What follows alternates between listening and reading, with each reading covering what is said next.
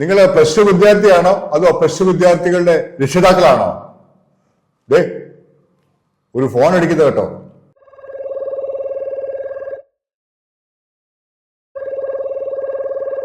എടുക്കണോ? വിടുക. Admission officer വിളിക്കുക. ഏതോ എങ്ങനെയോ 4000 അഡ്മിഷൻ ഏജന്റുമാര് ദിവസം 10 മുതൽ 15 വരെയുള്ള ഫോൺ കോളുകളാണ് നിങ്ങൾക്ക് വരാൻ സാധ്യത വന്നുകൊണ്ടിരിക്കുന്നത്.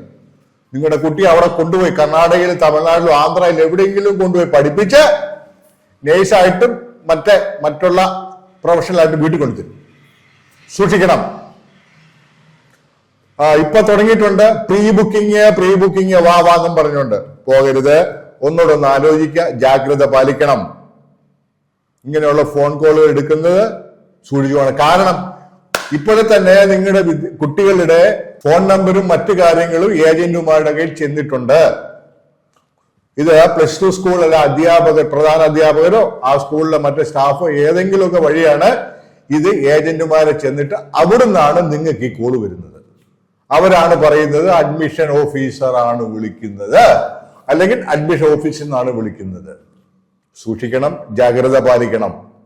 ഇതുപോലെ ഇനിയും നിരവധി ഫോൺ കോളുകൾ നിങ്ങൾക്ക് വന്നുകൊണ്ടേയിരിക്കും. ഓരോ ഫോൺ എടുത്താലും മിക്കവാറും ചതിക്കുഴിയിലോട്ടാണ് നിങ്ങൾ പോകാൻ സാധ്യത ഉള്ളത്. അതുകൊണ്ട് ജാഗ്രത പാലിക്കുക.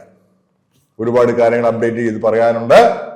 താല്പര്യമുള്ളവരൊക്കെ ചാനൽ സബ്സ്ക്രൈബ് ചെയ്യുക, ലൈക്ക് ചെയ്യുക, ഷെയർ ചെയ്യുക, നിങ്ങളുടെ കമന്റൊക്കെ പറയുക. ഒരുപാട് കാര്യങ്ങൾ പറഞ്ഞു തരാം. നന്ദി, നമസ്കാരം.